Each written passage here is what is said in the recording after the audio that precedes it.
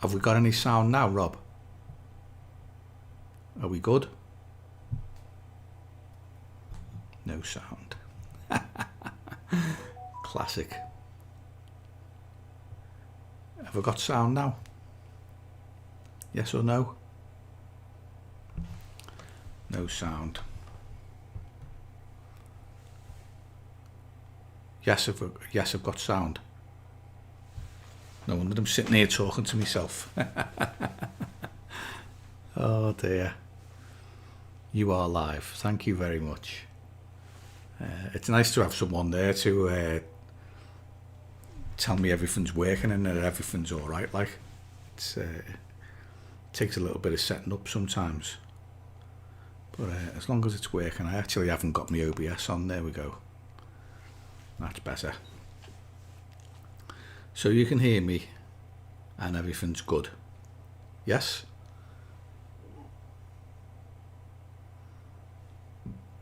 Just say yes, mate. Just so I know.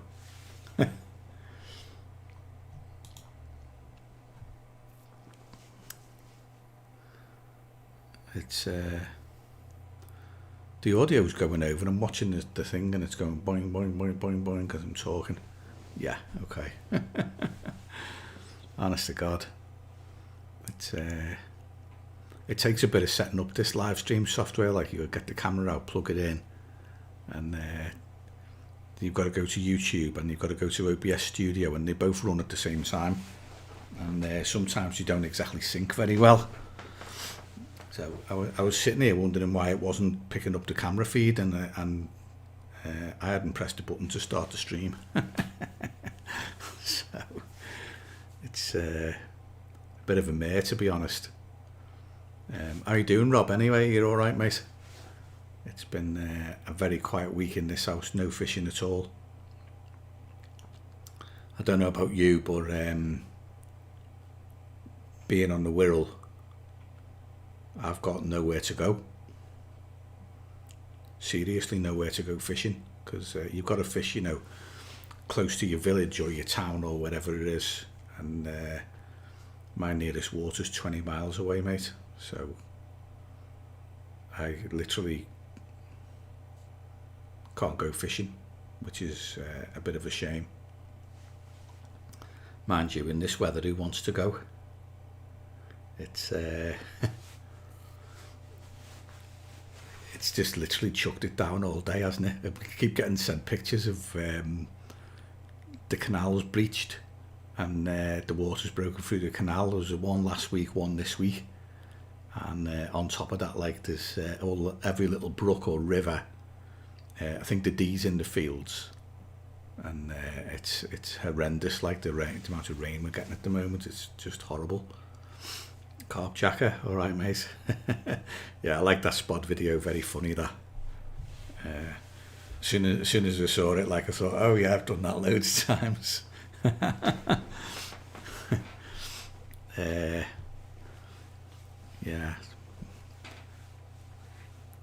Happy for you to travel to Wilmslow every day for work. Yeah, that's right. Yeah, you travel for work, like, but if you want your exercise, you can't go back to Wilmslow.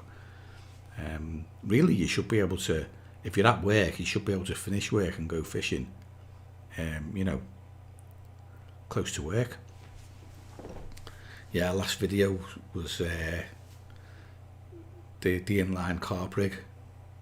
It was I filmed that last Saturday, you know, after we were chatting on this live stream, and I hadn't put a video out in ages, and I thought, well, I'm not going fishing this weekend. I've got nothing else to do. What can I do from home to make a video? So I started that at 12 o'clock on Saturday afternoon, Saturday dinner time. Like, I had some dinner and started the filming and stuff like that. And I think by 4 o'clock I'd filmed it, edited it, rendered it, so it was ready to upload to YouTube, and written an article to go with it for the Northwest Carp blog. So all that in 4 hours. So it was a bit mad Saturday, like, but once I get my head into work, and I'm off, do you know what I mean? I'm off and I don't stop. So I managed to get it all done, like, filmed, edited, article, everything written, and then I spent Saturday night like tidying up pictures and stuff like that for the article, and making everything right. But yeah, I cracked that one out in record time, I think. But I managed to get everything, like, you know, all the like threading the rig tubing, all the problems. Well, everybody has problems threading rig tubing at some time or another, and it's usually because it's wet. So I got the threading the rig tubing, making it safe, stuff like that, everything. I did quite a thorough job on it in the end, so I was quite pleased with it, how it came out, especially considering I managed to do it so fast.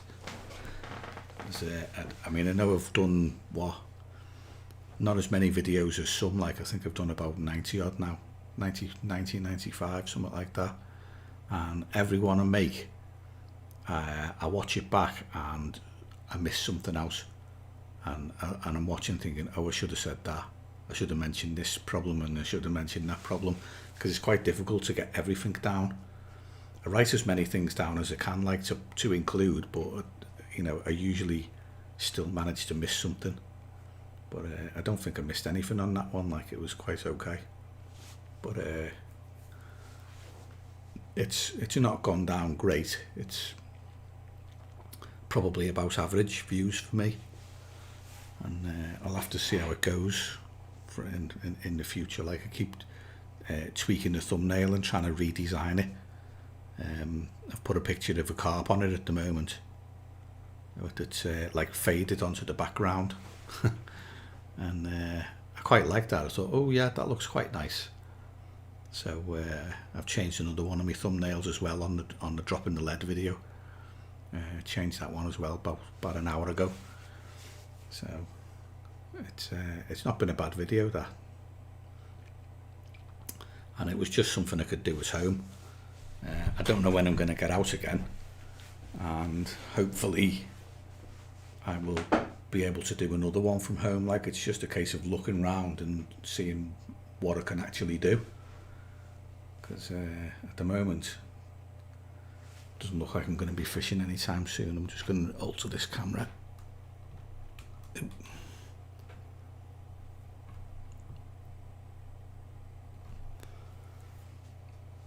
Nah, it's a bit wonky.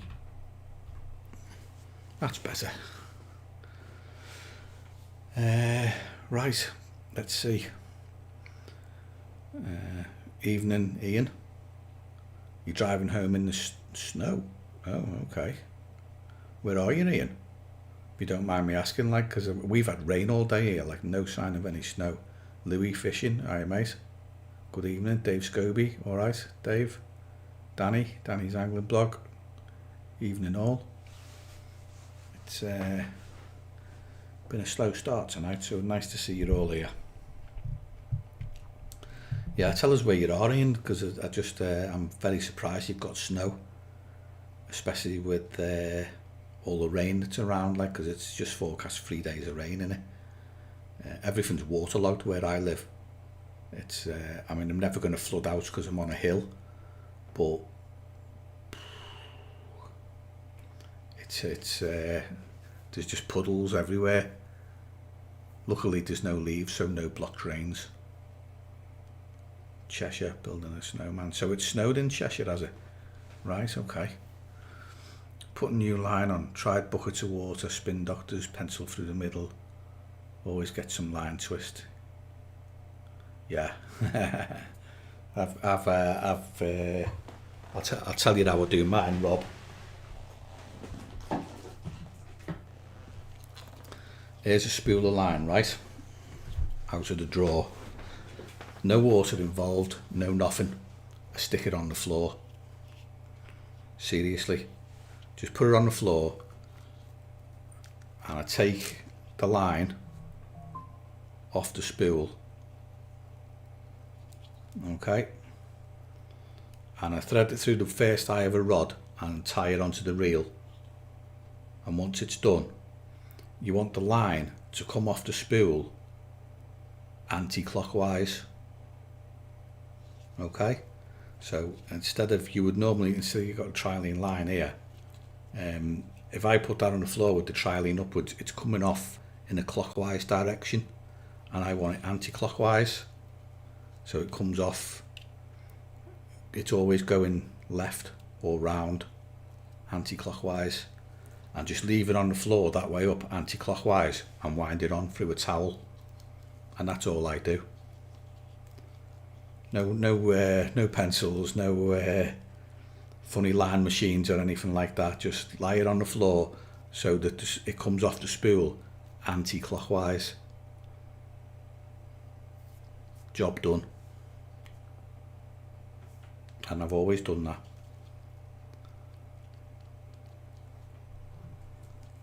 So I've never ever soaked over nice line. It's never. Just put the spool on the floor so it comes off anti-clockwise. Make sure the line runs up through your rod ring and down, and then I get a towel in my left hand or my right hand and I'm holding it and I'm winding with the left, and the towel keeps it under tension, cleans it as it goes on, and as long as it's coming off in an anti-clockwise direction, it shouldn't tangle. And you can just keep the line, the butt of the rod, above the spool, so as you're winding in, it's just going straight upwards and it doesn't tangle on anything or anything like that. It just, the spool just sits on the floor and it goes all the way up anti-clockwise. Sorted, mate. That's your line on the spool. Not exactly rocket science, is it? But yeah, that's how I do mine and how I've always done mine. I've never done it any other way. I've tried a few different ones, but I've never managed to get it right until the anti-clockwise. But yeah, spin doctor works as well. Like if you ever get tangled up because of using a bait runner, or you've got your line in a free spool, like when you're paying off line off a bait runner, that's always tangling, always twisting up. So it does work. The old spin doctor works quite well. Just coming off the M62, heading home to Runcorn. Right, okay, so it's Cheshire area then, isn't it? That's getting it. That's quite shocking. That I thought it was just getting rain and nothing but rain. But yeah. Good luck if any of you can get out in the snow in this weather. Good luck to you, is all I'll say. I don't think I'm going to be going anywhere at the moment.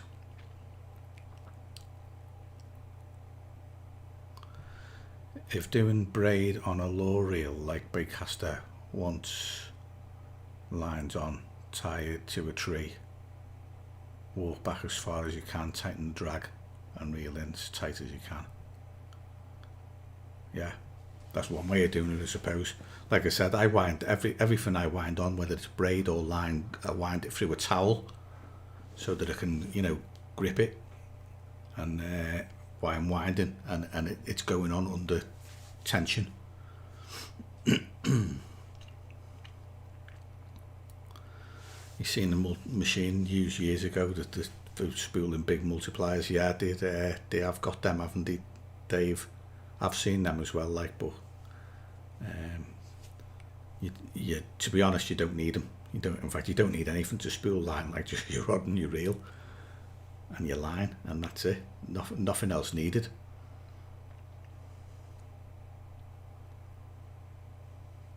You fish 52 weeks a year, so you go through a few spools. I don't think I fish 52, but probably close to that, Danny. The only times I don't go is when I can't, or I've got something else on, but most of the time I certainly do 52 sessions a year, more than that. And I don't go through that much line, mate. I only change mine once every 2 years. Yeah, I did say that, once every 2 years. I only change it when I think it's getting weak, or it's starting to look out of condition or anything like that. I think, if it's getting a bit tatty, then I'll swap it. But usually I'll turn it round. So I'll have another spare spool, and then I'll take it off the reel, put it onto another spare spool, onto another one, and then back on the reel, so it goes on the other way round. That makes sense. Make it last longer. It was just one of those little sneaky little tips, like to make it go further, if you like. Just swap the line round on your spools, turn it round, rather than just change it completely. Because you'll find it's crappy at one end, but the end that's been on the reel all the time and hasn't moved is usually alright. So I'm just polishing the screen on my phone so I can see what's going on. Also seem to get his notifications all the time. Getting fed up of listening to it. Soaking by far the easiest in warm water. What does that actually do? Soften it up a little bit? Make it stretch further? I don't know. Weather warnings for snow in Northern Ireland is the Dave. That's quite a shocker. I know that I saw the weather yellow or orange weather warning for heavy rain, flooding and risk to life, but nobody's mentioned snow. 2 days booked for the weekend. What's that for, Danny?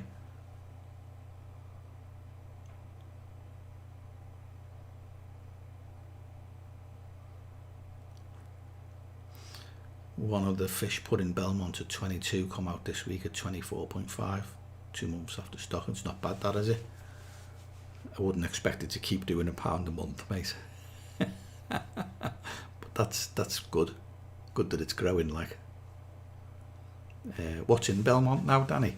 I know it's only a small water and they haven't stocked loads of fish in, have they? It's not a runs water anymore by any stretch, is it?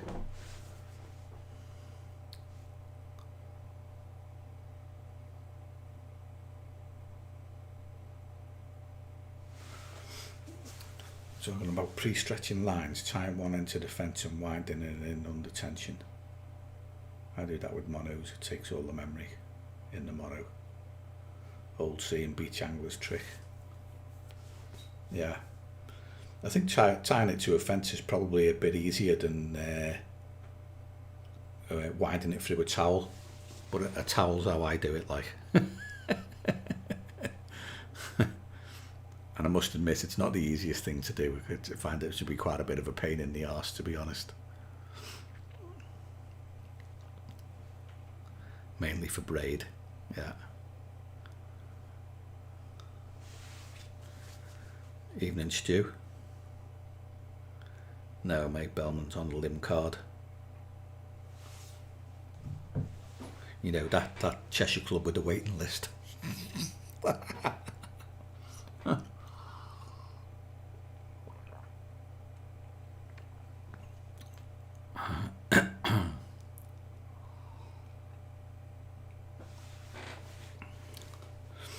Are you busy winding your line on now then, Rob?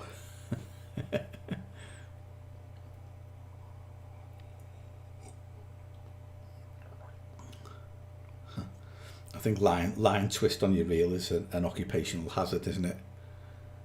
Especially with bait runner reels. It's something we're never really gonna be able to get away from. I think you just do the best you can. But yeah, anti-clockwise off the spool is the way I do it. Nothing else. Waiting list for a reason. Could be, Danny. Yeah. Could be. I don't think words got out. I haven't seen it anyway about one particular fish that's hit the mark, shall we say.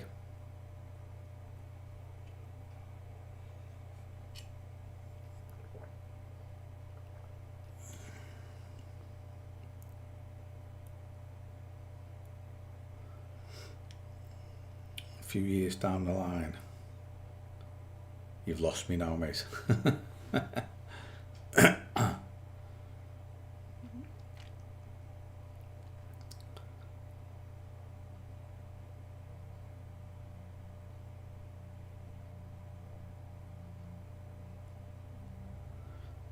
One word's out on one fish caught by a member in this group. He won catch of the month. What group? I haven't seen anyone's catch of the month, mate, I don't know. But I am plugged into the grapevine, like, so I do hear things.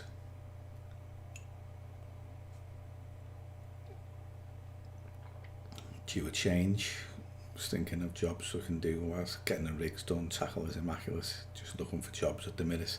Yeah, swap your line, mate. Definitely, that's a good one. I've had a few different lines on my reels lately. Like I had a couple of gardener lines. One was £40.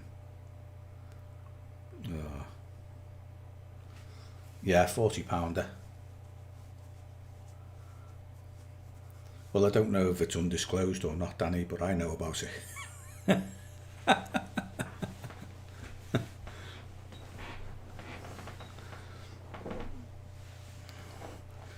Stu, right, okay, yeah, you've joined our club then, mate. Danny's in it, so am I. I've been in PAS for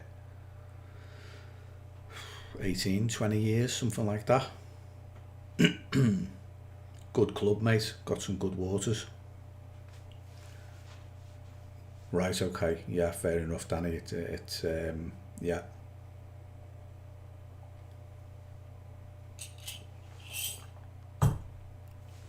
Say no more, mate, if it obviously is known about now.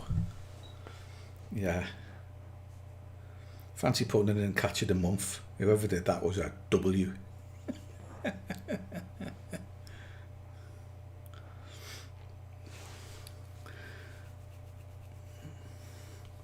The W is a clue. Yeah, it's a good club, Stu. Loads of waters. I don't know which one you fancy fishing first, but they've got quite a few, mate. I spent most of last year on a PA water, one local to me, like, because I wasn't travelling very far. Yeah, Rob's in PA as well. Most of the people who come on this live stream who are local are PA members, mate.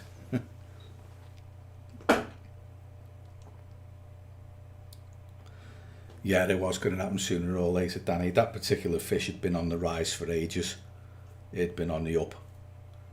And it's no surprise that it's got there.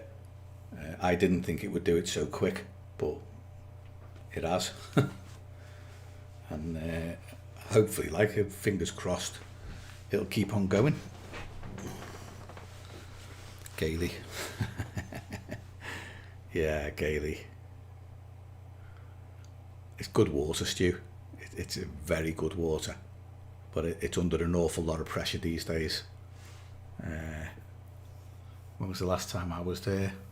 October, something like that. Yeah, October, I think. Oh no, it wasn't, was it? Might have been before that. It's all long range fishing, Stu, or most of it is. They do occasionally come in close, like, but they spend a lot of the time 140, 150 yards plus from the bank. And if you can get out there, if you can get your leads out there, like, you can generally catch them. And there's a pile of 20s in there nowadays. I wouldn't like to say how many, to be honest, but a good few. I don't really know how to work this software, like, otherwise I'd show you a few pictures of some of the fish that are in there. They're absolute stunners, mate. Big scaly mirrors.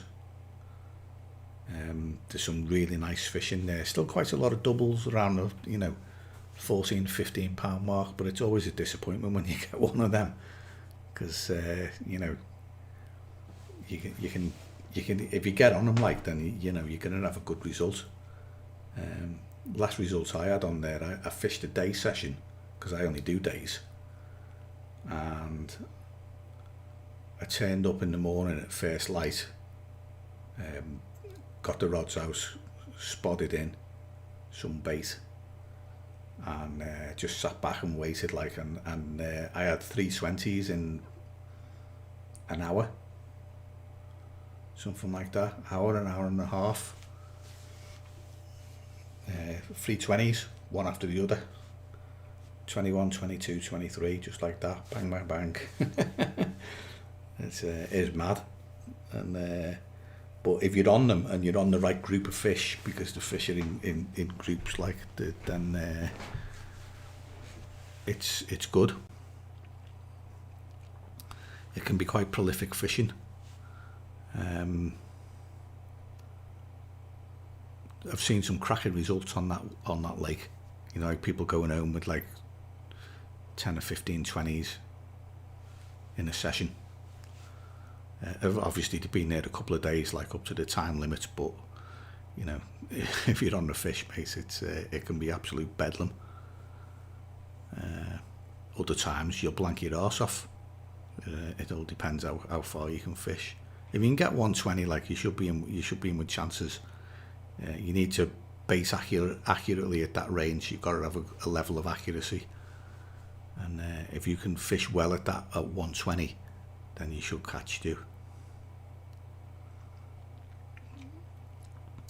PAS is great as long as you don't fish near bailiff's favourite pegs on the ribble. And don't take a picture of your capture, heaven forbid. Apart from that, it's all good.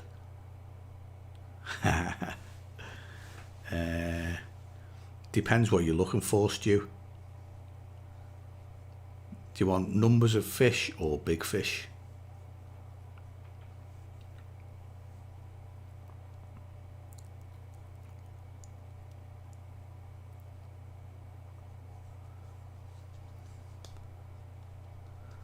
Yeah, you were always going to run into trouble with that, Danny, filming on the ribble. The bailiffs up there are quite fanatical, as you found out.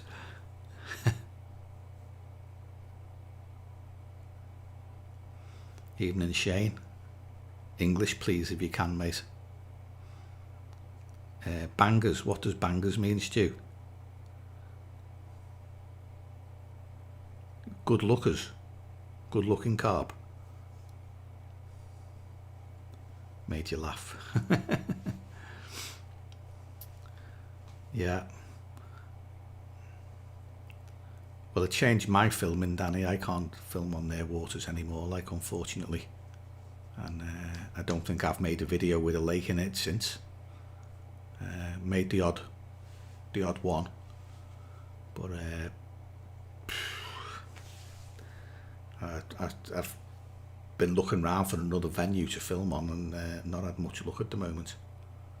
I've got one, but I can't go to it. Big fish. Right, okay. Cromwell. No, I've never fished sapphire. Carp jacker, never.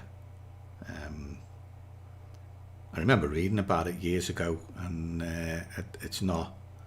I know it's a day ticket water, but I didn't think that the fish in there, the size of them, justified the price they used to charge for it, so I never ever tried it. And I wouldn't know what's in there today, to be honest. It's like a blast from the past. Sapphire Lakes in it from the 90s. Big fish. Reedsmere, Stu. Still the top of the pile, mate. Reedsmere and Capesthorne. Two of the most famous history waters in the region.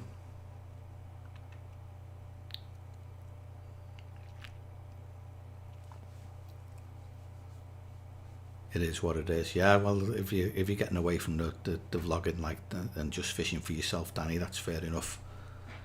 I find it's nice to have the card if you're going somewhere else and there's lakes of theirs in the area.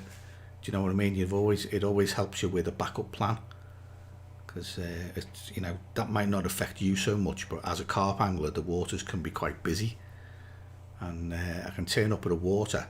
Okay, there may be pegs there, but if those pegs have got no fish in, and I can't get on the fish, there's no point in me just sitting there and going through the motions, like, so I always end up going somewhere else. So I always have a backup plan, and the mission is, when I leave the house, get on the fish. Simple as that. Doesn't matter which lake it's on. I always have a lake I'm going to first, that if I can get on them, I'll fish, and then if I can't, I've got no qualms in leaving and going to another one. But you've got to be like that these days, like, because everywhere's so busy.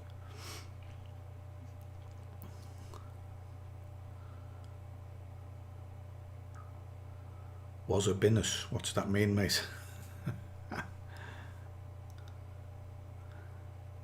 Allowed to film for so long, I'm just fishing away from log on. Right, okay, I get the gist of that. You're just going to use it as a chill house and not take the cameras, I assume. Thing is though, Danny, even you go fishing and you can always, like, there's always stuff you can do. Even though you've got a YouTube channel, you've also got Instagram and Facebook and stuff like that, and pictures can be taken. Fish you catch with no background in, obviously, or a different background. Tackle you caught it on and stuff like that. Product shots and things like that. So even if you go there just for yourself, there's always something you can do. I don't think I ever come home without something to upload. And I'm not known for taking loads of pictures. I certainly don't take as many as you do. So there's always something to do.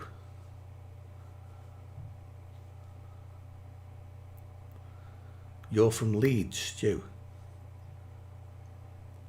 Partner is from Cottonall, so I'll be travelling, but I don't mind that. Right, okay, yeah. Well, Leeds to Gailey's a bit of a hike, mate. It's a lot of a hike, but it is a prolific 20s water. Closer to Leeds, Reedsmere. Closer to Leeds again, Bosley is a prolific 20s water as well. We'll fish to upper 30s in there. It's a bit closer, it's nearer to Macclesfield, so not as far over the Pennines for you. The one that's really on or nearest to your doorstep, I suppose, Stu, would be the Trent, because the club does have some stretches of the Trent.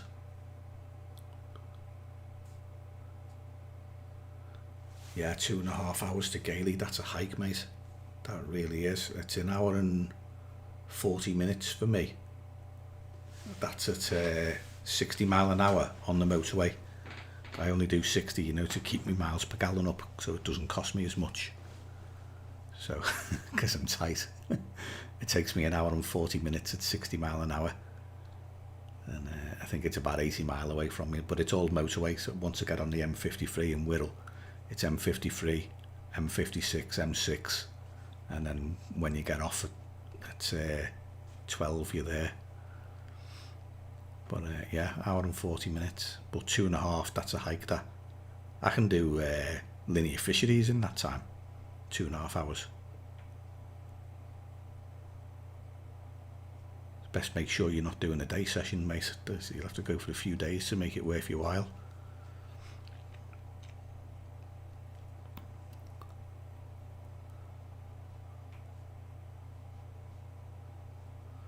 Yeah, they are available on other cards, Danny. That's the thing, that's the silly thing about it, isn't it? You can go and get another card for 30 quid, fish the opposite bank to PA, and film to your heart's content. It is pretty dumb. And they are out of date on digital, yeah. They were brought into the 21st century, but they've regressed backwards in the last year or so, like. There's not a lot you can do about that, unfortunately. 3 hours nearly every week to Norfolk for your 48. That's fair enough, Stuart. That'll be a walk in the park for you then, mate. If that's how long it takes you to get there and you're used to driving those distances, it's fine. You should be all right. Yeah, Gailey's a cracker, mate. Well worth going. Like I said, Reedsmere, Bosley, they're the main waters with the biggest head of 20s in. There's a few others with that might have one decent fish in, and then a handful of others behind it and not much else. But those three and Cape Thorn Hall are the main ones. You should enjoy it, mate. It's a decent enough club, plenty of waters, but the fish don't crawl up your rods. Do you know what I mean? But you should be able to get through to them. Most people do. Paul Dunning, even, mate. Scouser in Dublin. What's in Dublin?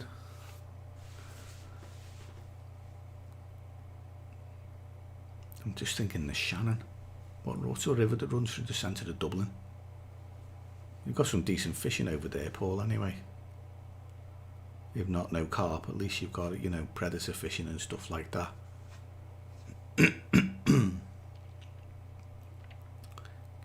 Guineas. Or Guinness.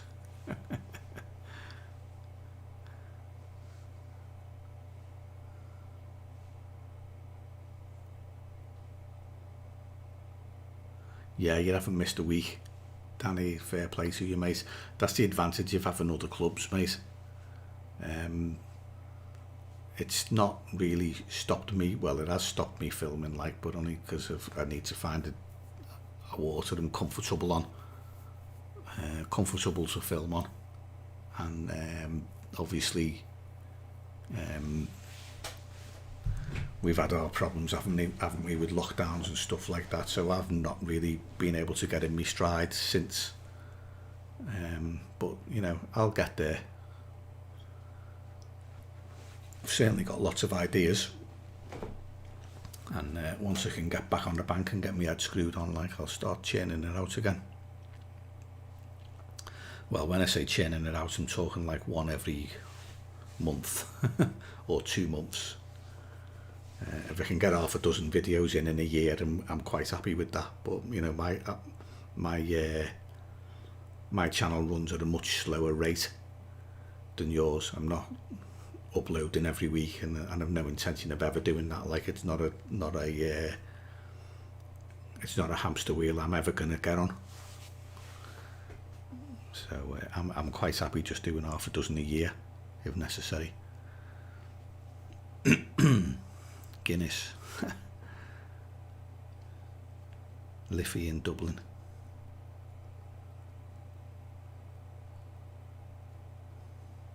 Pike fishing, carp non-existent in Ireland. Yeah, pretty much. I believe a few places I've got them, like the odd day ticket water, and but yeah, there's not many of them around, is there? It's a shame that, I'm sure they'd grow quite big in Ireland. They've certainly got a big enough water system to hide in. That they should just put some in and let them get on with it. But I suppose most of the people who fish over there have grown up with predators, pike, salmon, stuff like that. Evening, Gizmo. All right, mate. Dave Boove. Evening, Dave. Good to see you, mate. I hope you're all right. I don't know about you guys, by the way, but I got vaccinated last week in my right arm up here. So I've had my COVID vaccine, fortunately. So I don't think it's going to make any difference on whether I can go fishing or not. I still can't, but at least I'm semi-covered. I've had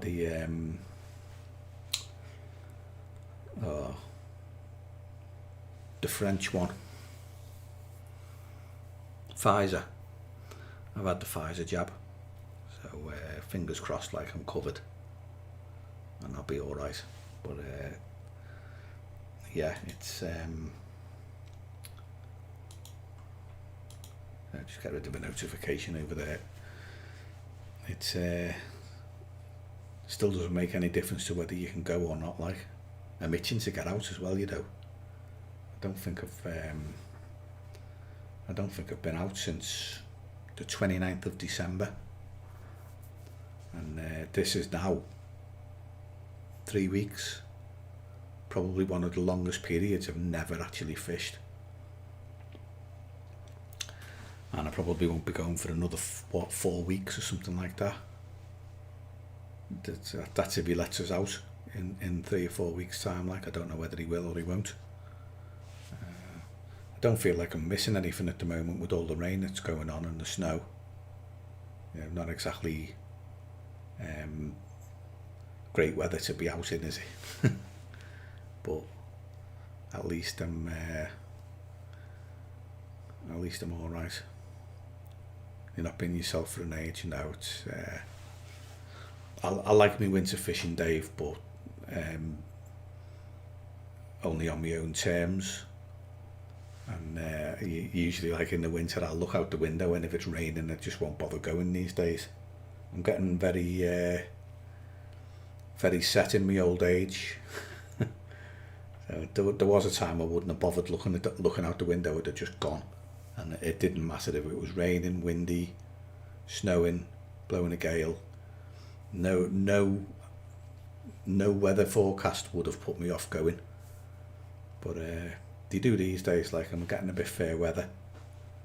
So I certainly wouldn't have gone today with all that rain around, and it's not looking good, is it? For tomorrow either. I think there's loads of flood warnings out, stuff like that. So I'm quite happy to just stop home, just not bother. I guess you're the same, mate, and everybody else is as well. August, crikey, mate, that's a long time. Why would you stop in August, Dave? That's like, you still got September and October to go. That's like summer. Mind you, if you're fishing for catfish, like, that's coming towards the end of catfish season, isn't it? I think you generally give up around about September, certainly October. It's no point in going, because they're warm water fish, aren't they? So if you've been catfishing, mate, I can understand that. But August, crikey.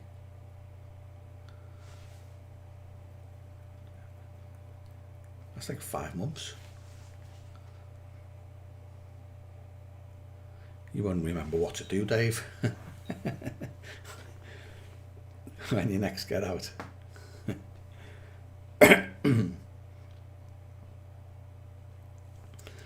Right, where was I? Yeah, Danny's never missed a week with his blog.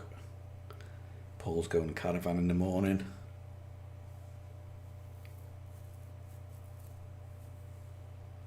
Working home, no downtime due to this lockdown. Yeah. Fair play, Stu.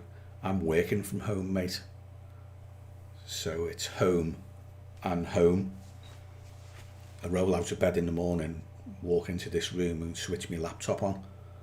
I switch it off at 5 o'clock, I have my tea, and then I come and sit here again. And there's no end to it, mate. I've been doing that since March. They sent us home to work from home in March. And I basically just don't go out the house anymore. The only times I got out in the summer were shopping, because I've got to do the shopping, like, and getting a slot for an online booking. Online delivery slot's ridiculous. So basically just go to Tesco's and get the shopping in once a week. And during the summer, fair enough, if I finished at 5 o'clock and it was light till 10, I was off to the lake in the evening time, like I was doing Wednesday and Saturday every week. So when I stopped the live streams, I just started going fishing instead, and got some bank time in. But I've been doing that now since March. 10 months. Not going out. Except to the shops and to fish. That's it. I've not been out for anything else.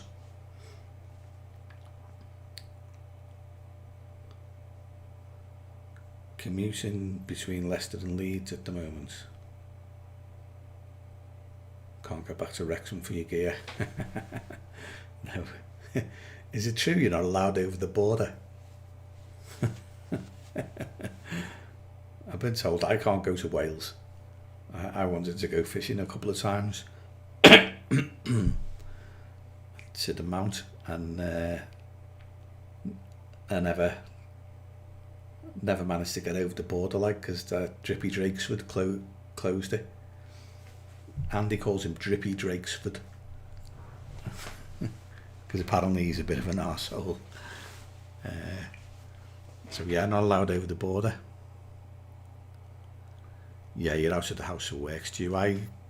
I'm mixed about it, mate. I work in an office anyway, so sometimes it's not exactly the best, but sometimes I'd rather be here, and other times I just think I just want to be somewhere else. I want to go back to work. So it's 50-50, like swings and roundabouts. But in general, I'm all right. Home, snow thick in Runcorn. I'm going to have a look out the window.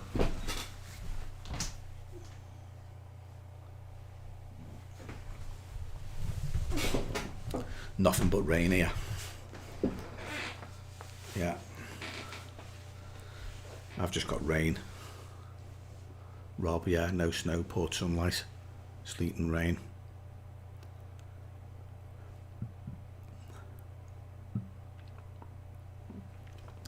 Yeah, the Welsh police, mate, they're well known for it, aren't they? The Welsh Road Police, they're well known for their patrols, shall we say.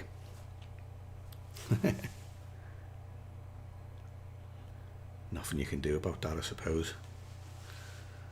Yeah, I guess we'll all just have to carry on as we are and wait until we can go. That's certainly what I'm doing. Like, I've got nowhere local to fish, like 20 miles to my nearest water, so I'm just going to stay in until February.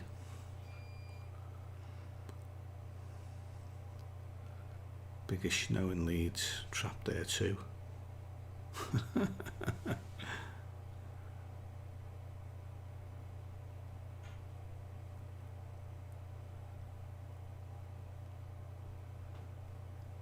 You pick up the kids from Wales every other weekend.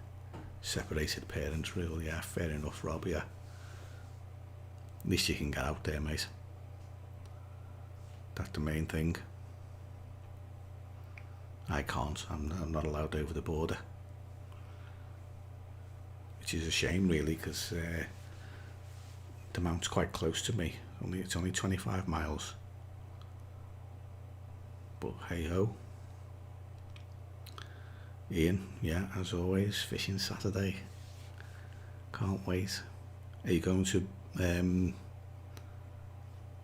thingy, broomy? Yeah, sneakers in. Yeah, probably still get caught, Rob. You know what them Welsh Road Police are like. They're keen, shall we say.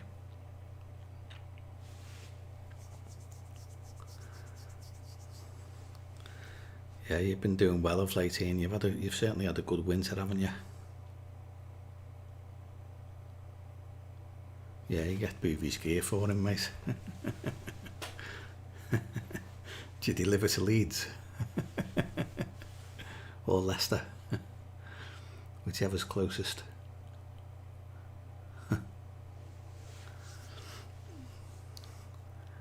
Yeah. Never mind. We will get out again sooner or later. And I'm pretty sure when they do a review, they might open it up a little bit. I know they're saying, oh, well, we need to stay locked down for longer. But I think he might ease, especially on the fishing side. Might let us back out again. But we'll see.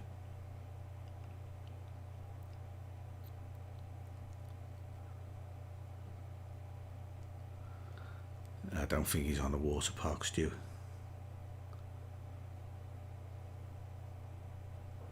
Yeah, where are you fishing, Ian?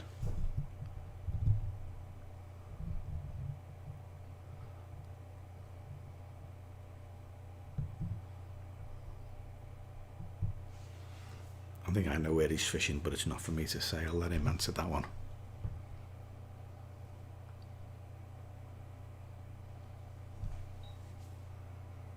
although he does seem to have gone very quiet.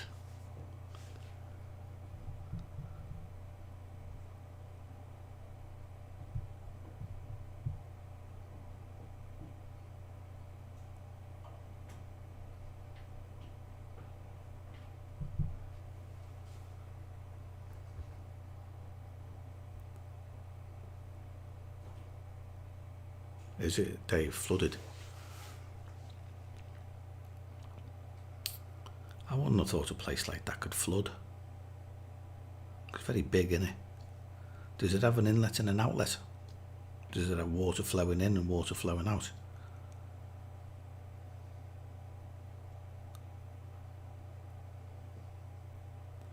I know there's certainly a lot of water on the ground at the moment, isn't there?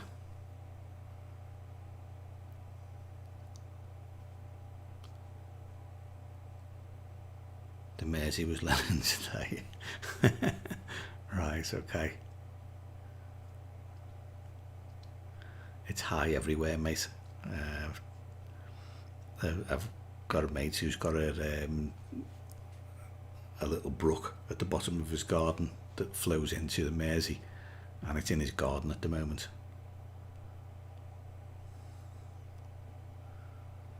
So yeah, I think everywhere around there is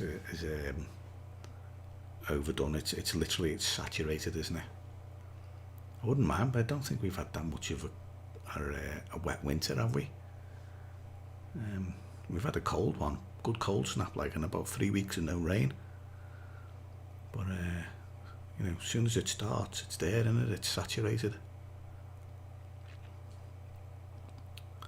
At least we won't be getting any hosepipe bans anyway. I would imagine it'll be filling up the reservoirs and stuff like that for our drinking water, at least.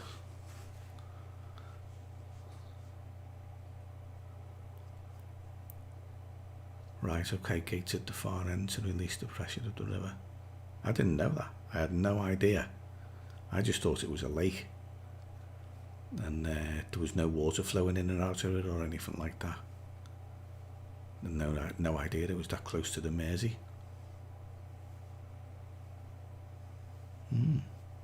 You learn something new every day.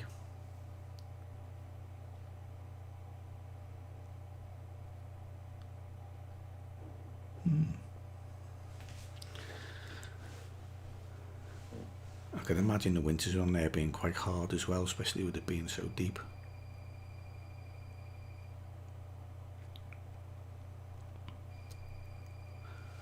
Right, where are we?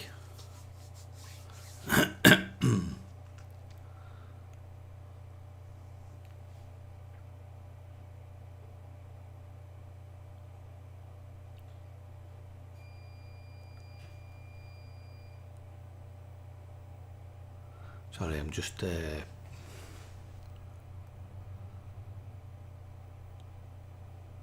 listening to someone bumping around in the house. Where you go? Brooms Cross, yeah. I figured that. Brooms Cross. I tell you what, mate, it's got form for winter fishing, that Brooms Cross. It certainly seems to produce the goods.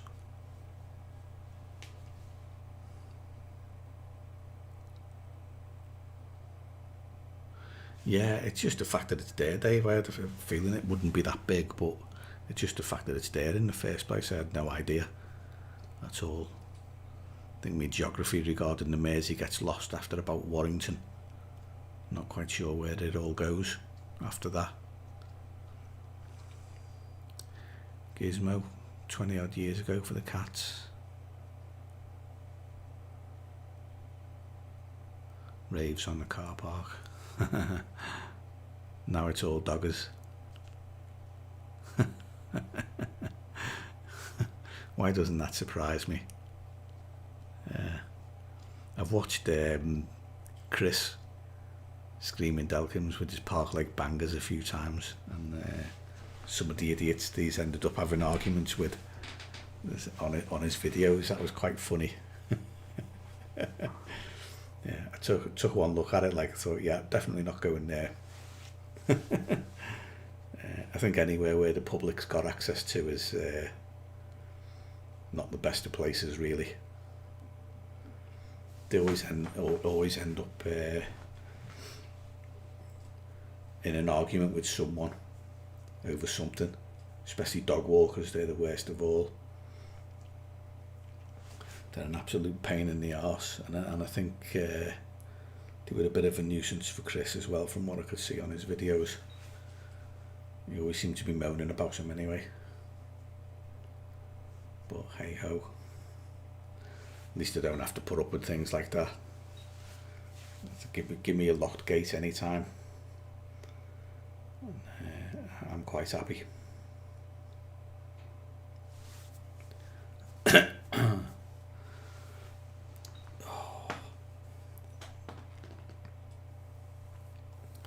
Not that sort of doggers. No, I didn't think so.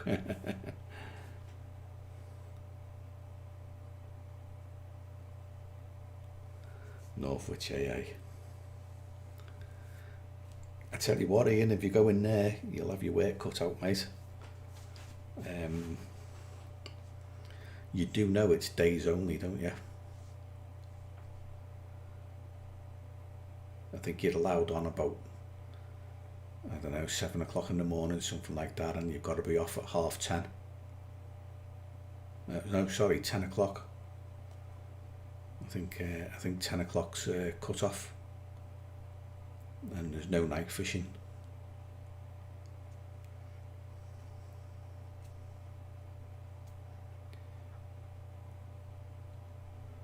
All I say is look for the bus stop.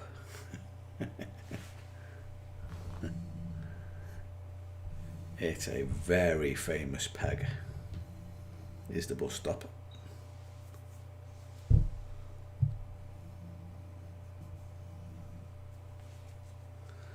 Yeah, mate, quarter to the lake, 10 pegs, I think it's 10. Covering a quarter, barely a quarter of the lake. Not even sure it's a quarter, Danny, to be honest. I think it might even be less than that. Yeah, you've certainly got your work cut out on there. But there's not just 140 in there, there's at least 3.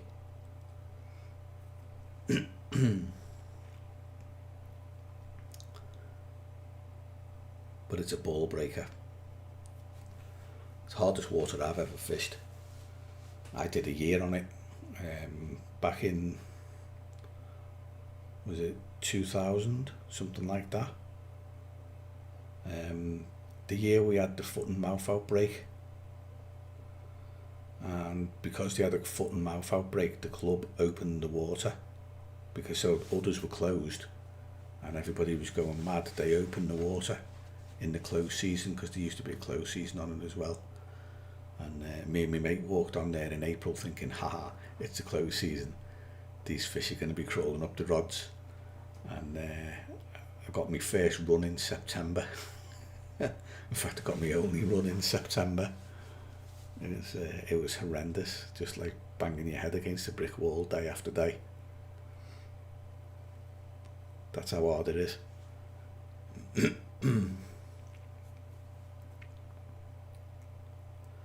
Yeah, I've seen them, Rob, yeah. I wish he hadn't posted them, to be honest. But yeah, I saw them. Why do you not know where they are?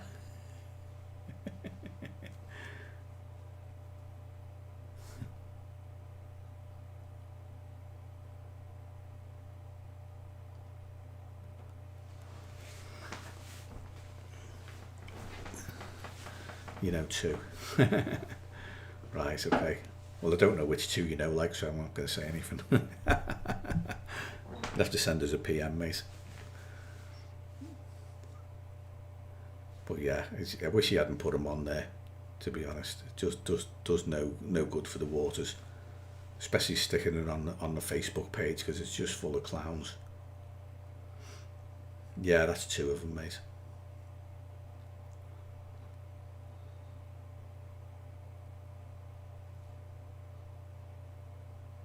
Yeah, PM us tomorrow.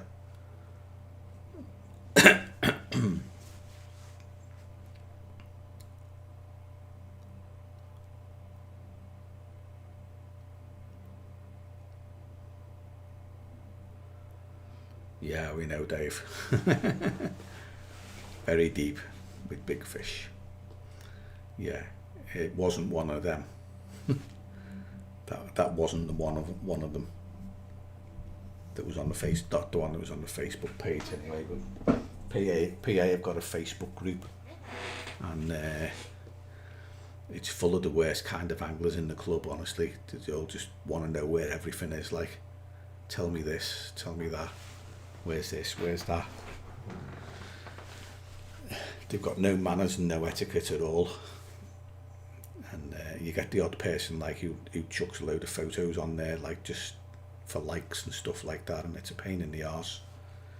You know, you work to keep these places under the radar, and someone goes and blows it. But hey ho, I suppose if you put the effort in and you catch the fish, you're entitled to do with your pictures what you want. And there's nothing that can be done about that.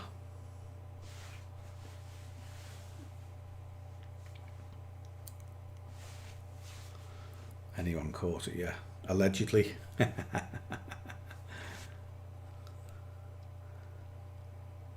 was a rumour, Rob, that the club had pictures of it and they were going to put them in hook, line and sinker. But the pictures never turned up in hook, line and sinker, and no one knows why.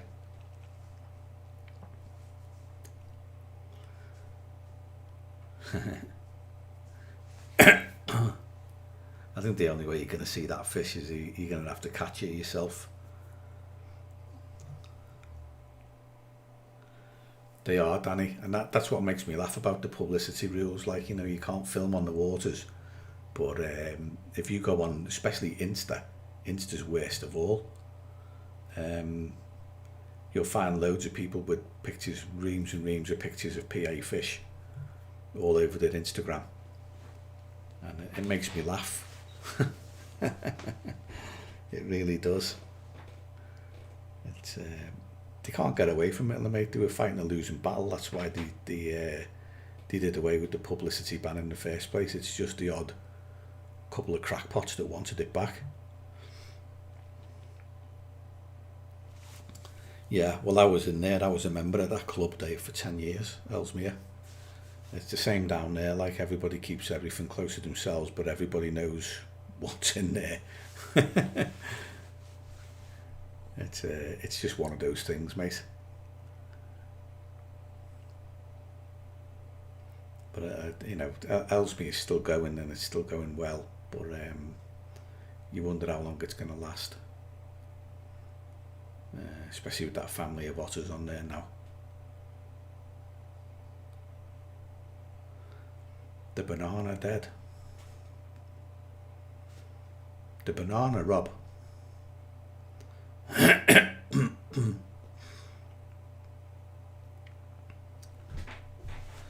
Yeah, Fruit Lake's on my list, Danny. Still. Last time you walked it was a circus. Yeah, it was quite busy on the rare time I've actually got to fish there. It's been quite busy, but it's still on my to-do list along with quite a few other of their waters. Old-fashioned stew. Old school. Not being on Facebook's actually quite a good thing, Stu, because it's a real crappy site. I'm not a fan of it at all. Like, it brings out the worst in people. It really does. Banana Common, I think, was not Ellesmere Lake. Oh, what was it called? Evening Andy. Whoever put pay to it. Yeah, fair play, mate. It's bad out there at the moment, isn't it? That's it. Thanks, Rob. Call me. Yeah, the banana common's dead. Colmere got wiped out. Box common's dead as well.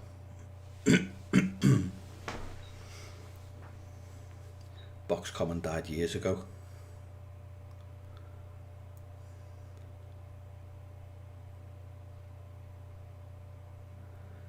crazy scenes. Water over car bonnets south of Chester on the A41.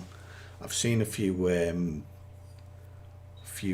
posts about that on Facebook before, Andy. I'm in a group, local group about Tattenhall. It's all like Tattenhall residents and stuff like that, and they were all posting pictures of like flooded roads and stuff like that in and out of Tattenhall and the A41, and they said it was quite bad, but certainly didn't think it would be up to the bonnet. That's deep. Yeah, the Box Common. I photographed that for someone, Dave, the Box Common, years ago. It was lovely fish. Absolutely lovely. Big square head on it. You could see it was an Isle fish.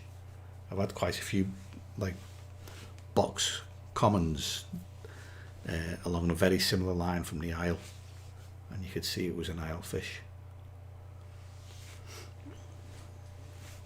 Yeah, it was lovely. There's some others in there as well that were crackers, but times have changed now. I think the most famous one I caught was Samson, a mirror called Samson, back in the day. I'm not even sure if that's still alive now. But, I left about 6 or 7 years ago, something like that. Couldn't get on with the place, Dave.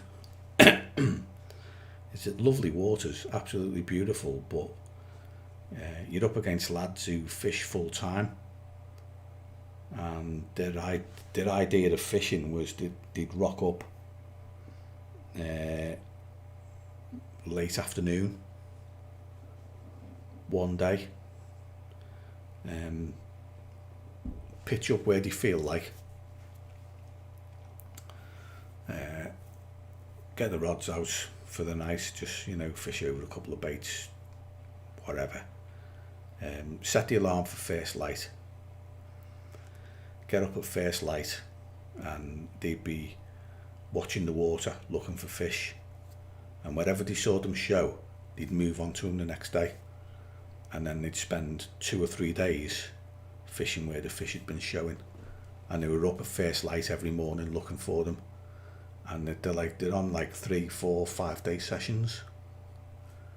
And when you're an angler who's working, and you can't put that amount of time in, you're up against it, and the waters are quite difficult anyway. The waters that you grind fish out of, and I didn't have the time to do the grind, so I dropped it. I thought, well, there's no point in staying in here. I'm just, every time I come down here, I'm on a hiding to nothing. The only time I could catch is when I was session fishing, and I didn't like doing sessions, so I dropped it. I thought, you know what, it's not a good use of my time, and I'll move on and do something else. So I let the ticket go after 10 years. Pike on the main mere, yeah. White mere.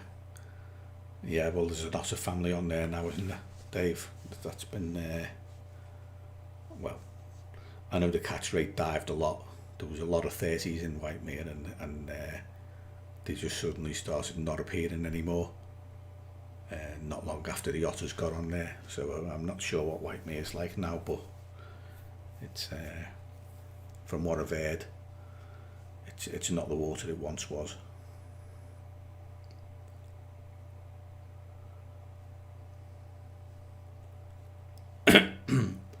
Try around Leicester, why not? It's snowing like mad in Shropshire, is it, Andy?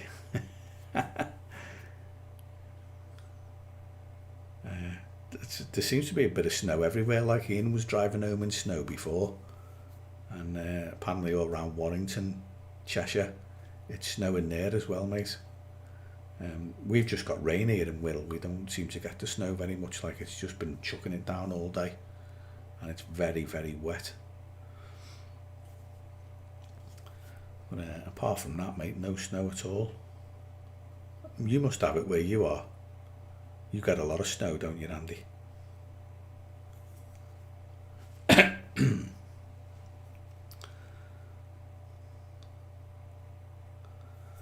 The only place I can think of around Leicester, Dave, is Ashby de la Zouch. Isn't there a lake there? At Ashby de la Zouch. I think the late Rod Hutchinson had a syndicate up there, didn't he, as well? Woldview, was it? Is round there somewhere as well. I don't know. It sounds like, I mean, there are probably quite a few waters around there. East Midlands is kind of like well known, isn't it? For pits, around the, like A1 pits and stuff like that. There's a lot of gravel pits down there. A1's some of them, isn't it? There are others, but there's a lot of carp in that area and some quite big ones. Yeah, cheers, Stu. Good luck in PAAS, mate. I hope you manage to catch a few, and good luck on Gailey as well. Busy place, mate. You'll see a constant stream of people going on and off it all the time. But the fish are there to be caught, like, so I wish you well with it.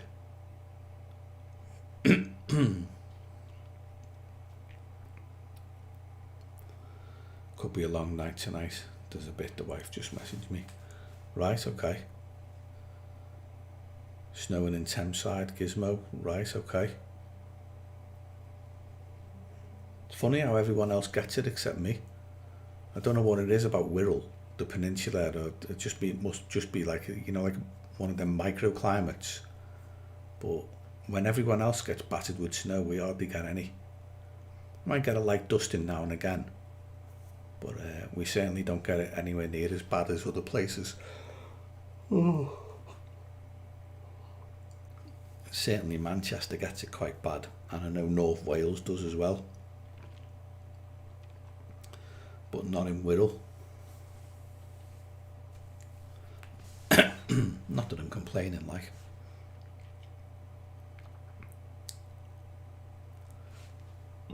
Oh, excuse me.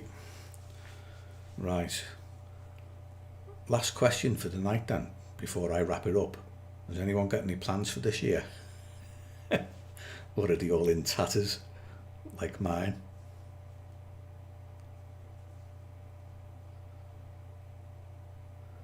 Well, you might as well, Dave. You're up there.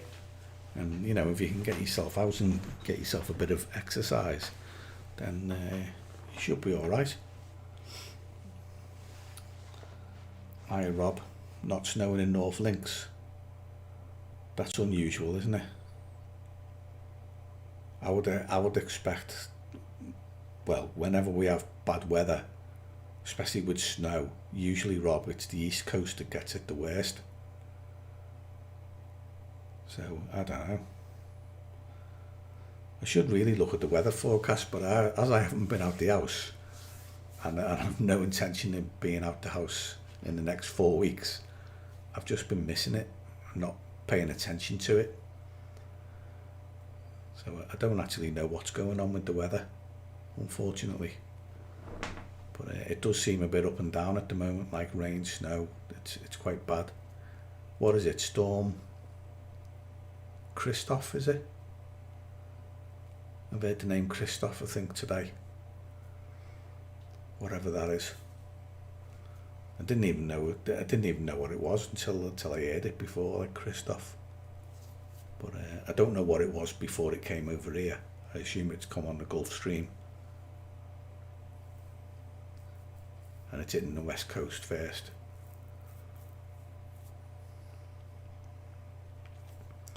Yeah, day session would be good, Andy. I don't know when I'm going to go, mate. I suppose technically I could have a try on Saturday if I wanted to. There's nothing to stop me having a go, I suppose, apart from the fact that it'd be 20 miles from home. But I just don't see the point at the moment. Like, it's probably best to stay in. Weedy Estate Lake, I know it very well. Yeah, I can pass it to and from work. That's the challenge this year. What's mine? At the moment, Rob, I haven't got one. It's everything I wanted to do, I can't. I've got a list of waters I want to fish, One of them's a big mere next to the Yorweedy Estate Lake. On the opposite side of the road, in fact. I've always ducked the place, but I fancied having a go at it. I wanted to have a go at it last spring, but I just never got round to it. I don't know what I can and can't do at the moment, like, because my mum's not in the best of shape. She never got it. She was due a knee replacement operation and she never had it. It got cancelled on her at the beginning of this year. So she's not doing very well. And I don't know, I don't feel like I can be that far from home, if you know what I mean. I feel like I need to be close. So at the moment I don't actually know what I can and can't do, Rob, for my challenges. I'm just going to play it by ear and see how it goes. Hi, Parge. That's right, mate. Yeah, she's okay, but you know, she's 83 now. She got a COVID jab last Friday with me, so hopefully she's going to be all right. But it's her knee and the fact that she's old and frail. She nearly fell over a few times. It stopped me going. I wanted to be fishing in September and October, fishing hard on one of my waters, like, and I never got around to it. I had to scrap it in the end, and I just ended up fishing locally at that little donut water just outside of Chester, if you know it, Rob. The water we call the donut. I just ended up on there. In fact, I stayed on there all year, and never really deviated from it. The closer to home I can be, the better. I've been considering joining Raby Mere if there's no waiting list on it, and if they'll have us. I don't know whether they will or they won't, because I've not spoken to the owner or tried or anything like that. But yeah, I contemplated asking if there's a ticket available on there, just so I've got somewhere to go locally, like, and I can be home in 5 minutes.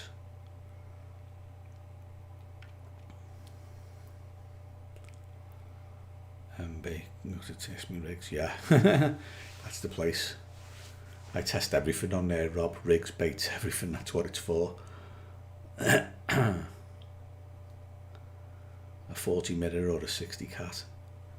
Yeah, I'd be happy with a 20. The last £20 that I had was October 2019. Was the last 20 I caught,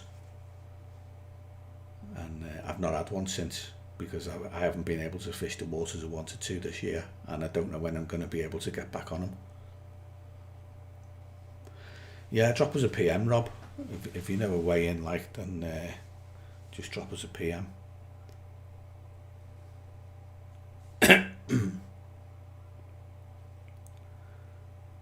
Yeah, parts you do.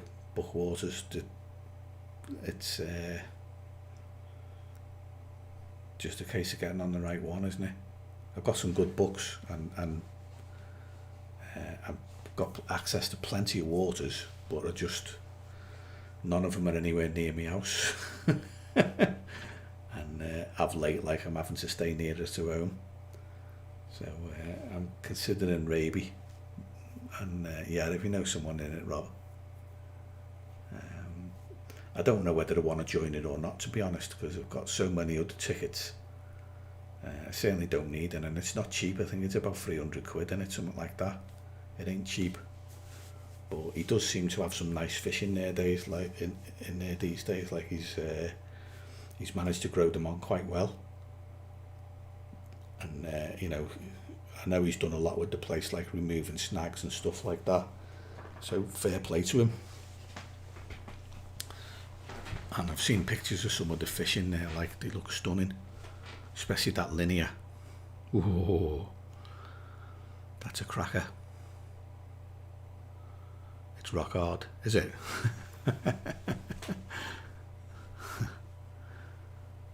Yeah. Rock hard, made by the rules, mate. He's banned everything, and he except pellets and boilies, isn't it? Something like that. You can't use any other bait bar pellets and boilie.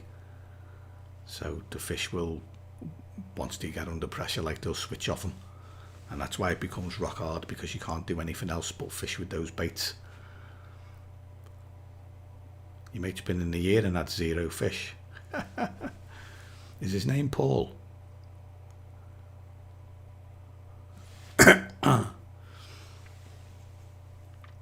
By any chance? Is his name Paul?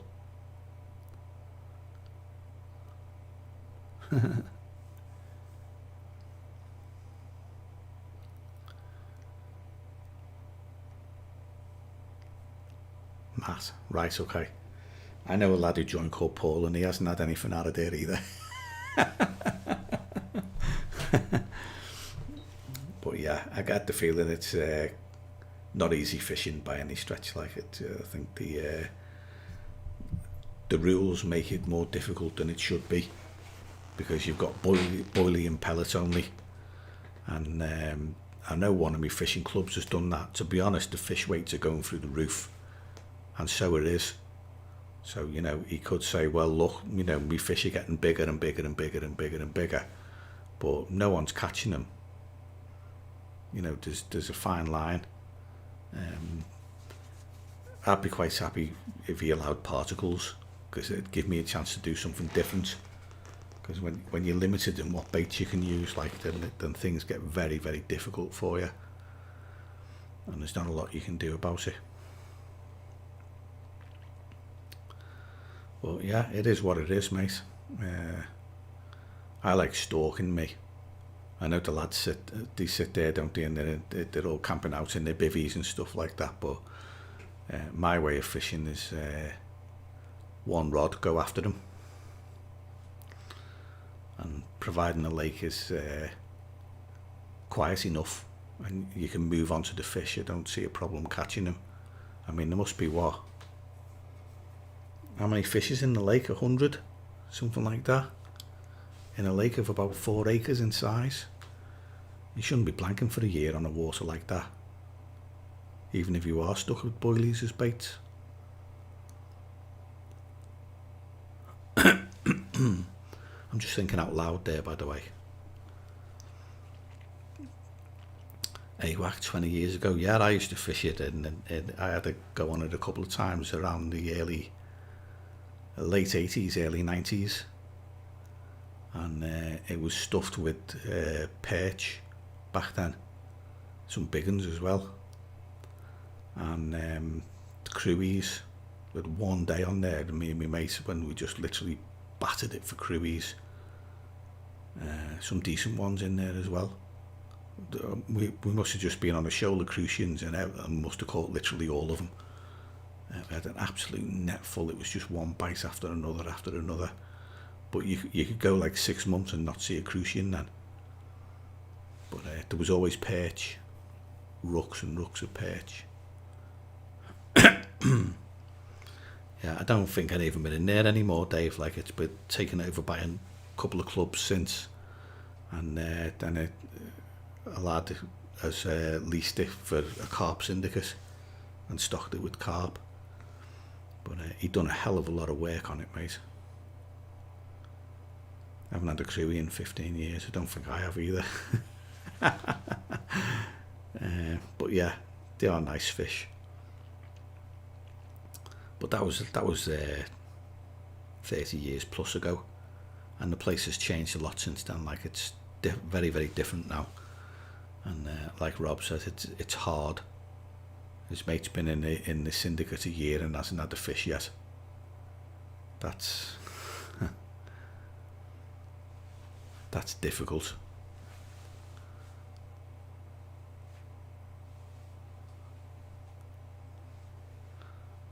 Can't we slip a few cans of what? Trebs in the lake?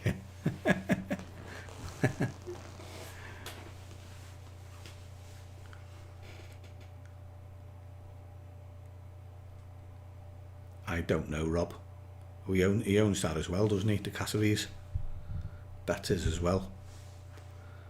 I don't know if he emptied. I don't think he stocked them in Raby, mate. There might be a few in there. I don't know. But he bought VS fish, as far as I know. The Viv Shears fish, and there's some right stunners in there. He reckons 40-20s is what I've read on the Tinterweb. I've had a look at, like, he's got an Instagram page and a Facebook page and stuff like that. And 40-20s is what he allegedly has.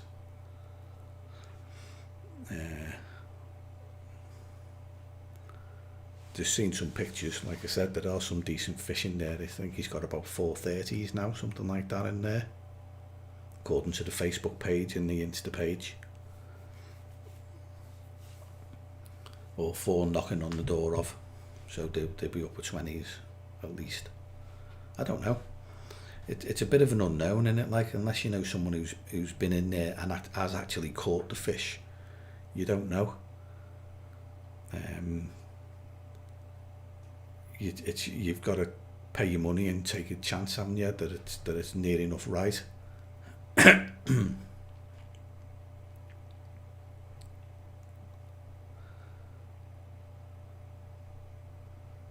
There's a few around the Chester area that have got some mega crucians in, Dave.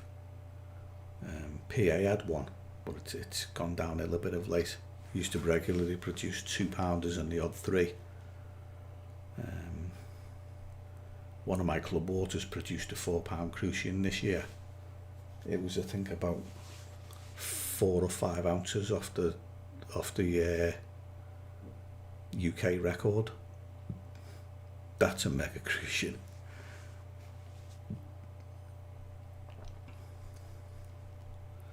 You do find them now and again if you can turn them up, but they're just few and far between and getting rarer, especially now cormorants are around.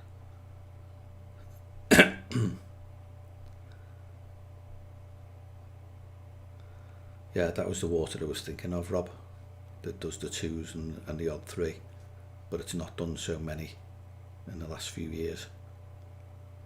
I know lads who are getting 5 or 6 2-pounders out of there every trip, and they can't get any now. They might get 1 every couple of trips or something like that, but they were getting them in numbers every trip. That's how good it was. But it's taken a nosedive for some unknown reason.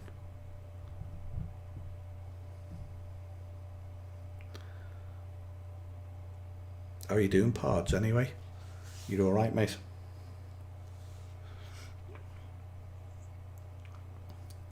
One around £1, yeah. Yeah. They're turning MB into a crucian water, Rob. They've stocked a load in there, haven't they? They've put spikes in and cages in to try and help them get away from the cormorants and stuff like that. But they're trying to turn the unused lake at MB into a crucian water.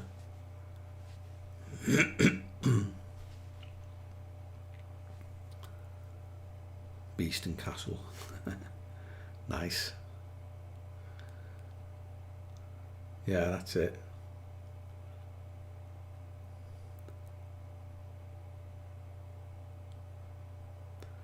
I haven't heard anything Gizmo about Rudyard. I heard it had a fish kill and that a lot of big fish died a couple of years ago, maybe 2 years ago, something like that. I've got a mate who usually goes up there, but he never bothered this year. He's not done anything on there at all, like, but he used to go quite regularly. And he said the fishing changed about 2 years ago, and he just wasn't getting the fish anymore, so he stopped going. So I'm not sure it's doing too well, mate.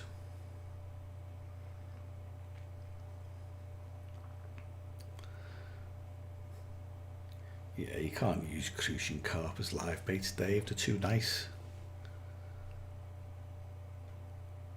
Use a roach or a dace or a bream. Bremer would be a cracker, but not a crucian.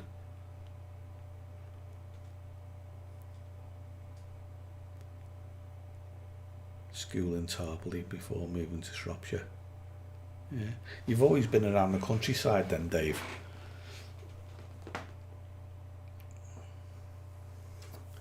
Even pike, yeah, that's. I think a pike is a very good bait for a pike. A very good bait. And Peter, all right, mate. Yeah, he missed the last 2 weeks because of work. Unlucky, mate. That's. You don't think you've missed much, to be honest. But good to see you.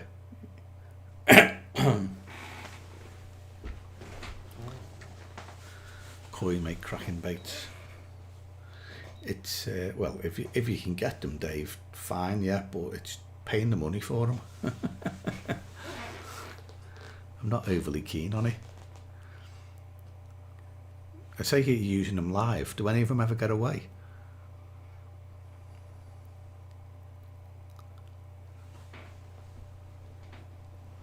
All right, okay. I didn't know that, Dave. Co-owned Stapley. That's still going, isn't it? Stapley Water Gardens. It's just a fishing tackle shop that moved, wasn't it? It's always busy. I mean, I went down there a few times when the tackle shop was there, like, and you were queuing to get in. There were so many people there, and the shop was always full. Yeah, I used to take the kids. Yeah,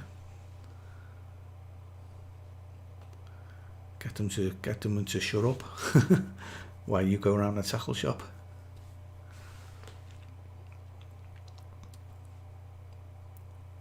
As far as I know, it's still going. I don't think it closed down, did it?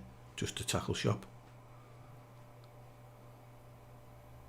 Maybe they didn't want to pay the rent or something like that and decided to move somewhere cheaper.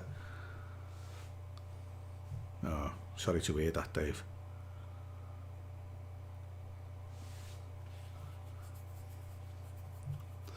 So you don't pass own Stapley then, Dave? It wasn't passed down to you, mate.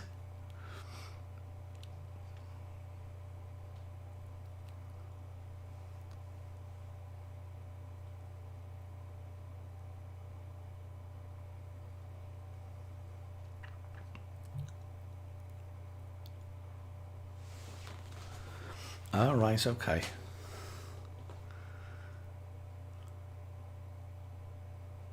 Sold out due to ill health. No, it's a shame that, Dave. You'd have been on a bit of a money spinner there, mate. April 18, yeah. I lost mine in 2010. Been gone 10 years this year.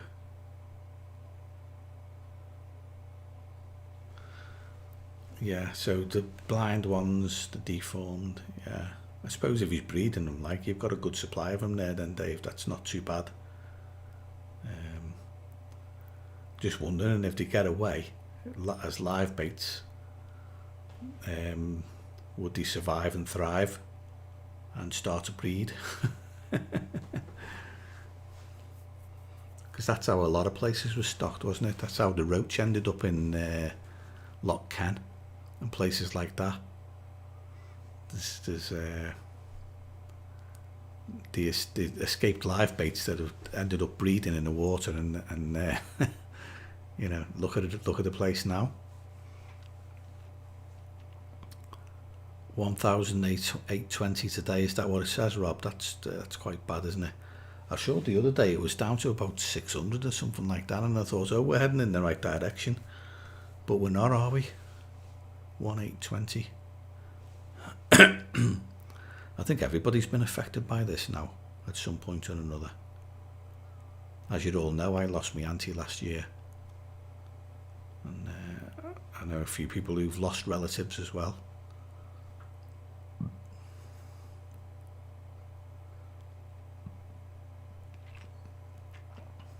My dad never went fishing. It was my uncle who taught me how to fish, and he passed away in 1980. But through the 70s, like, I used to go with him.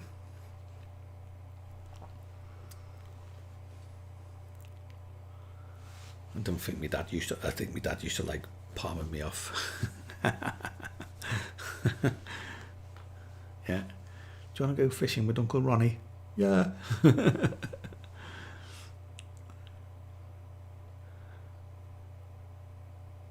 Everybody has someone who taught them to fish. It's one of the things about YouTube that I will always keep my channel free and not try and charge anybody for it. Incidentally, I don't know whether you all know this. I know quite a few of you have posted YouTube videos. Dave, Booth, you have. Danny, if he's still here. Dave Scobie. Channel memberships are open to everybody. So, if you wanted to try and charge people for watching your content, you can. You can offer channel memberships, like, you know, offer extra videos or something like that and get people to pay a monthly fee. It's not dictated by so how many hundreds of thousands of subscribers you've got anymore. It's actually open to everybody. I don't know whether you all knew that. Google it, Dave. If you wanna take a look, just have a look in your YouTube help and look for channel memberships.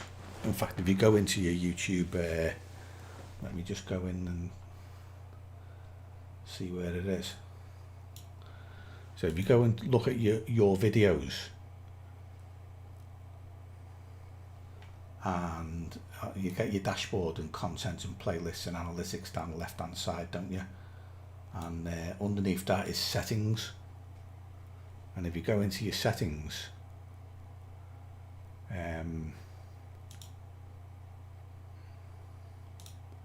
it's in there somewhere.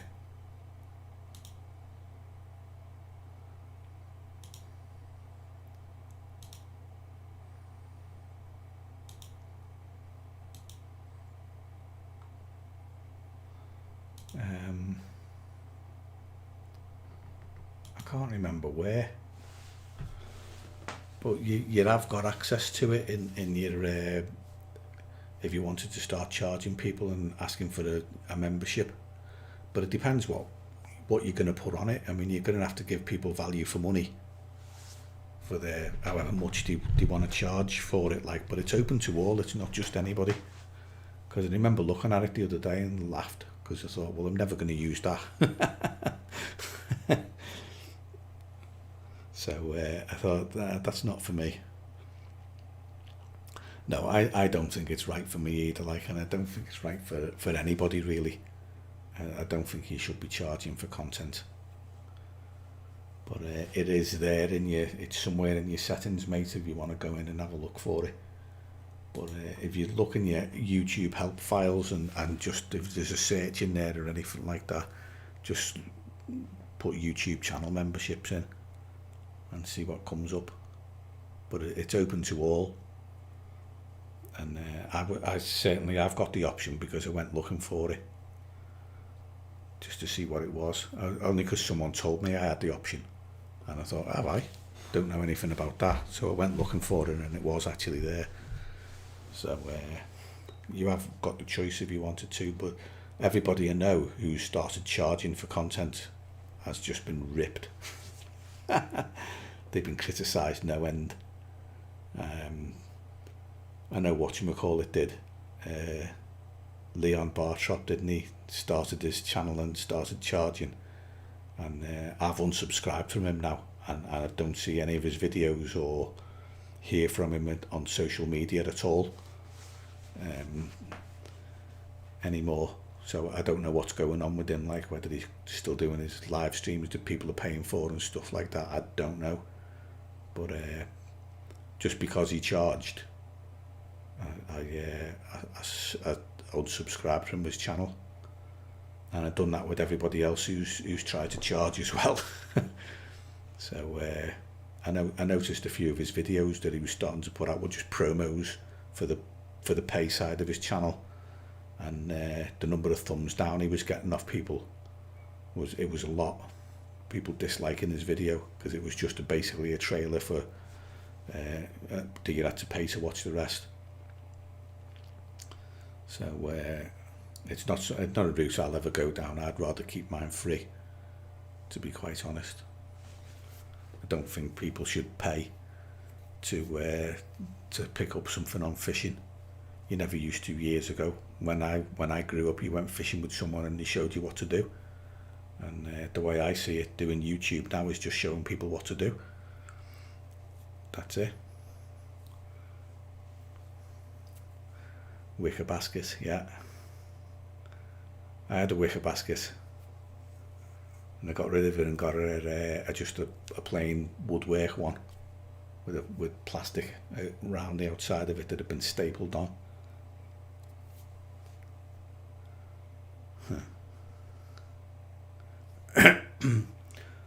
I remember the plastic Shakespeare box. I could never afford one of them. They were always too expensive for me, and I used to look at them and think, oh, I want one of them. But I had to have an old wooden one instead because it was all I could afford. Yeah, break his shoulder. Walk several miles up Benty Heath Lane. Yeah.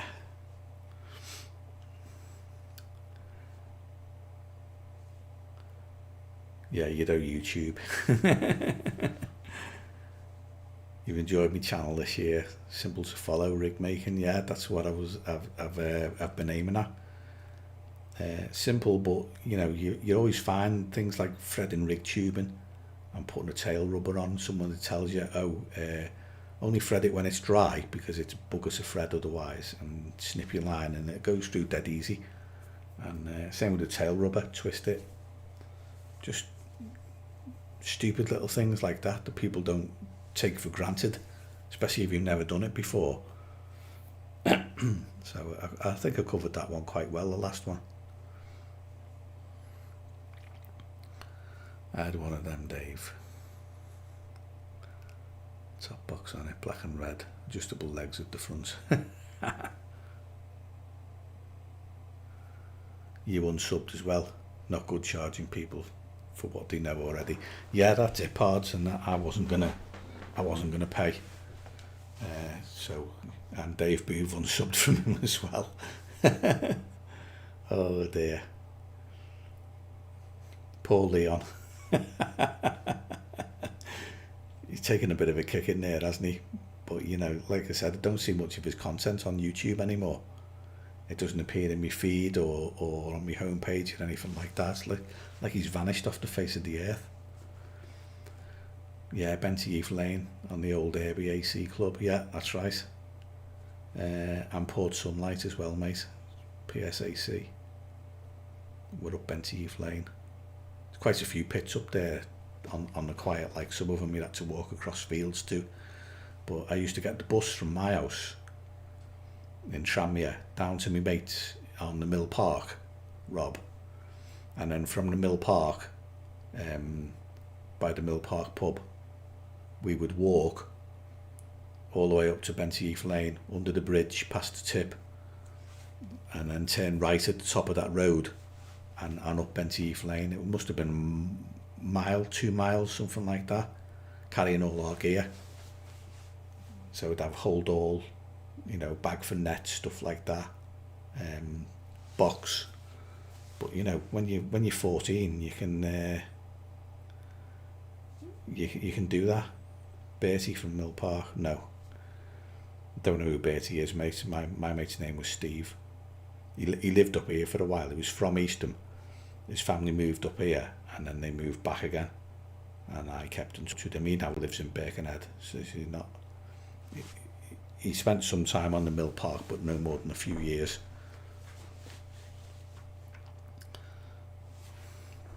Hang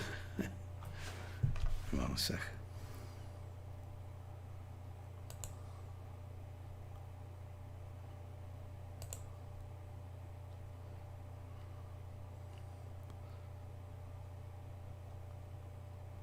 Ooh. Why hasn't he gone?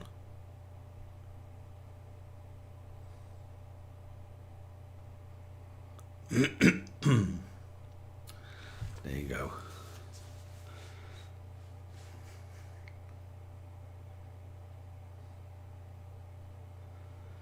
Yeah, so it wasn't. Yeah, it wasn't Bertie from Mill Park. Don't even know who he is. But yeah, we used to go down there quite a lot, like, and it was a long walk from the Millie up under the bridge and up past the tip to the end of the road, and then right. Used to fish quite a few of them waters along Benty Heath Lane. We used to night fish them, so we'd be going in the evening, like just a few hours before dark. I think boys and has been dogging. He's dogging somewhere else now, mate, because he's just been banned.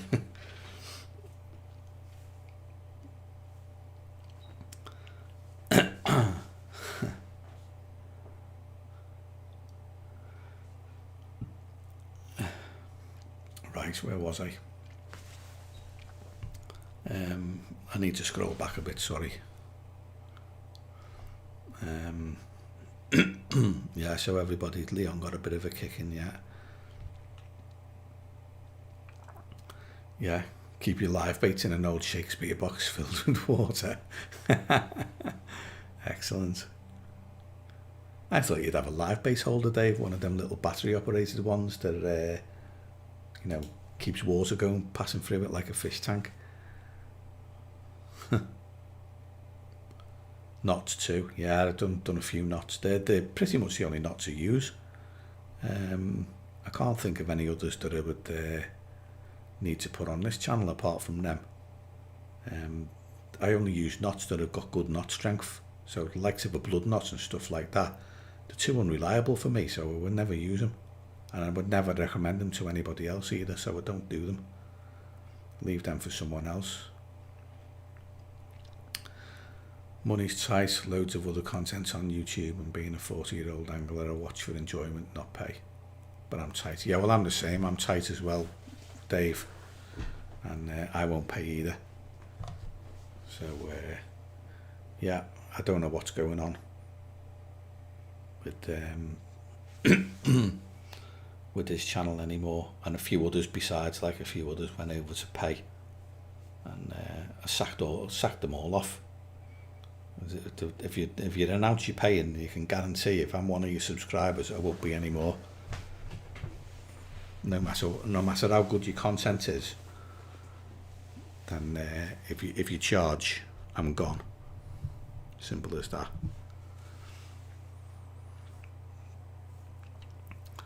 Just past the subway in Mill Park. Yeah, that's right, Rob. That was the Carpy.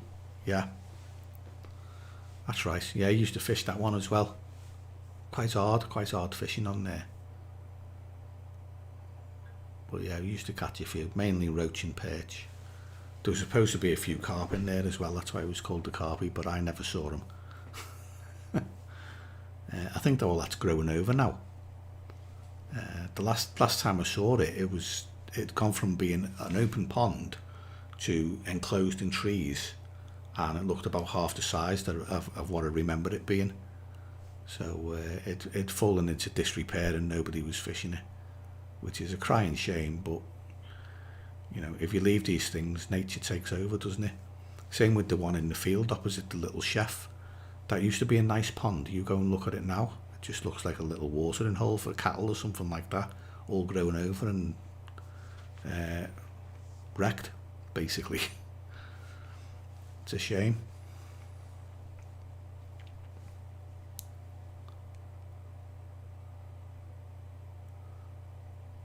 Seat box.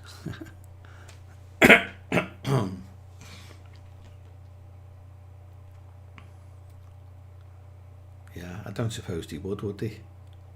Look at a seat box on a boat thinking that there's live baits in it. Good idea, Dave. Get your under the radar, doesn't it? Keeps things under wraps, so to speak. Sometimes it's good to just not let people know what you're doing, or I call it hiding in plain view. So you're just sitting there going, yeah, everything's all right, but you're not telling them the whole truth. Always a good way to be. You've got to keep something back for yourself, haven't you? Right, it's 5 to 10, guys, and this is only supposed to be an hour-long live stream. I know it was a bit late starting, like a bit of teething problems getting it going again, but it's gone way over time. It was in the middle of the farmer's field, not the Vauxhall pit. The Vauxhall pit was quite well looked after by one lad. Might have been Bertie. I know there was one prominent lad, but he was nicking fish from every other lake in the area to stick in the Vauxhall pit, wasn't he? And he used to treat it as his own little private water. But it wasn't the Vauxhall pit, mate, it was the one actually in the field as you walk over. So if you were walking over to the Vauxhall pit and the woods they were in, from the little chef, there'd be one in the field, in the centre of the field. And that used to look quite nice years ago, but it's not even a pond anymore. It's a shame.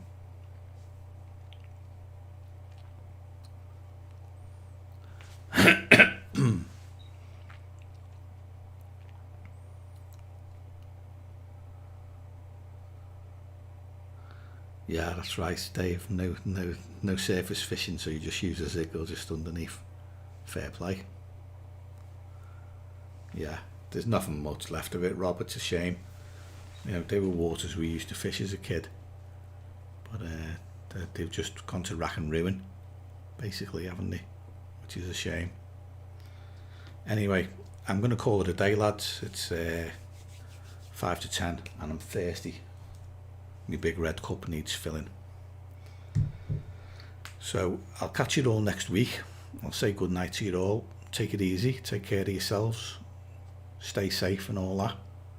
And don't go catching anything nasty. And I will see you all next week. So Rob, Dave, Rob on the Moor, Gizmo, Dave Scobie, Pards. I know Stu was here before. Ian McHale. Who else? Andy Clark, who was a bit late on. Cheers, Andy. I'll catch you up with you in a bit, mate, if you're around. And I think that's about it, really. Danny, from Danny's Angling blog, he disappeared before. But cheers, Danny. Catch you soon. Paul Dunning. Carp Jacker.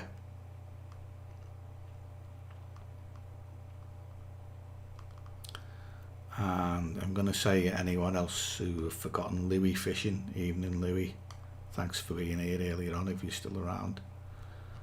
Yeah, take it easy, guys. I think that's just about everybody. I'll catch you all next week. So Dave, great live, Pards, Gizmo, cheers lads, thanks very much. I'll end the stream now. I'll see you all next week.